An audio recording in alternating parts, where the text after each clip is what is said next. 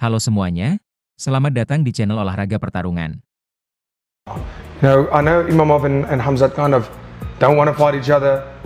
I'm not really excited for that fight. Not a lot of people are, but the Strickland fight, I believe I faced Strickland. In the striking, he definitely beats Khamzat for sure. Khamzat, a problem to deal with when he has you on your back. We've seen that many times. With Strickland, what he does brilliantly, I took Strickland down I think 7 times. The way he gets up to holding down is incredibly hard. At Extreme Couture, where they train, they specialize in that cage wrestling and getting back to his feet. And Strickland's a lot stronger than people might think. I think he has a very good chance in that fight. Do you think we'll need extra security for Chimaev versus Strickland?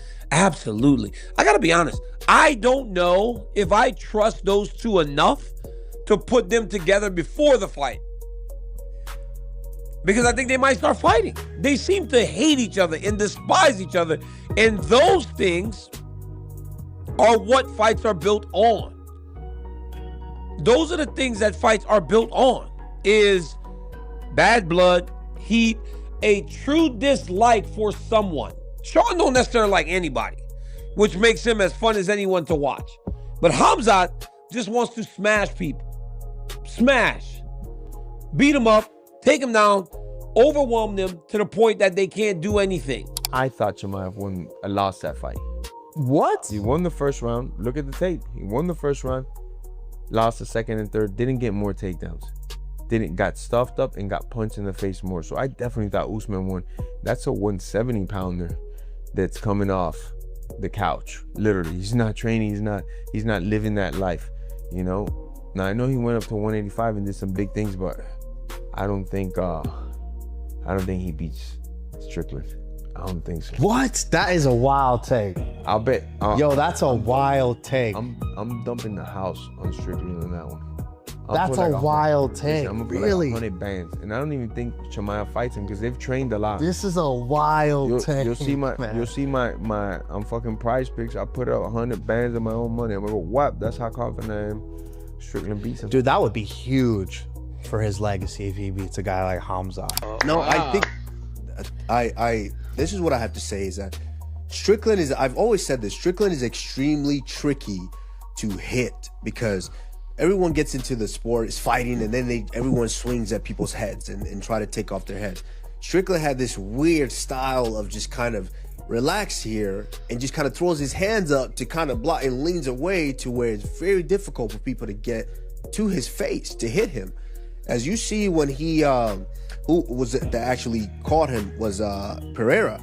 I think it was coming off of like a fake knee, and it was kind of just Pereira has those hooks that you don't really see because his hands are so low, and it just boom, and then a straight right, boom, put him out.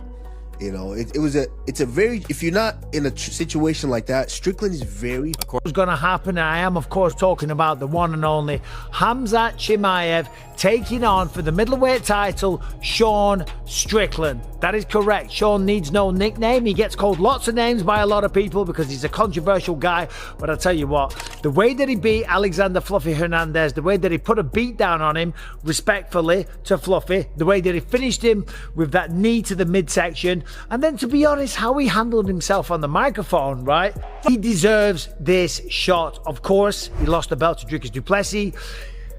How's he going to do against Khamzat Chimaev? I don't know about that. Khamzat Chimaev is ridiculous. What is he, 15-0? He's a force of nature. Of course, went to a decision with Dricus du Plessis, controlled him throughout the entirety of the fight. Yes, he was trying to finish it, but he didn't get it. But other than that, he does slightly. There is a backstory between Chimaev and Sean Strickland. They have trained with one another. There's a bit of shit talk. There's going to be bad blood. We know that the lead up to the fight will be goddamn insane, right? Chimaev doesn't hold back. He talks shit, but in a kind of reserved way, but like he truly believes in himself. And Sean Strickland is just going to go on the full offensive. We know that. We know that. He's going to be talking some crazy shit. Dana even joked about it on the little show that we did there. He said they're going to need extra security for that fight, during the fight week, leading up to the fight, after the fight, in the fight. It's going to be a mad one because Sean Strickland doesn't hold back. And you know what? Even if you don't like the shit that he says, you have to appreciate the entertainment value that he brings to the table. And then on top of that, the performances inside the octagon. That one against Fluffy, that was a different Sean Strickland, okay? But can he stop the takedowns of Khamzat Chimaev? Because let's be honest, that's what this fight is all going to card, and obviously the main event is the fight that people have been waiting for a long time. Strickland looked incredible in his last performance, and you know, how much security do you think we're going to need from Chimaev? Quite a lot, Danny. You need to hire some extra people. Because